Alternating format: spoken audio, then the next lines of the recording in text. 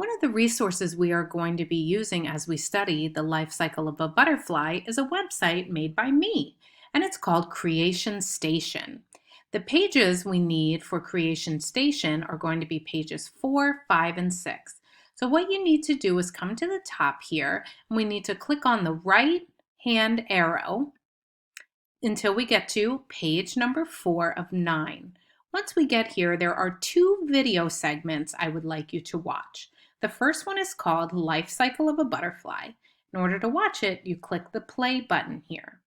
When that is over, come to the second one called Animal Life Cycle Butterflies.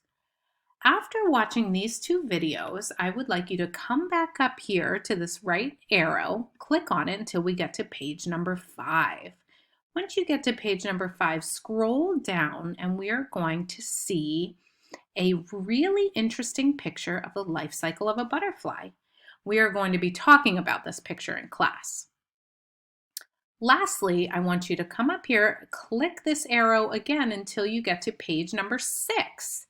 Once you get here, there are 3 websites that I would like you to click on the link, and it's going to take you to a new page where you're going to listen to 3 different life cycle of a butterfly songs. I hope you enjoy them.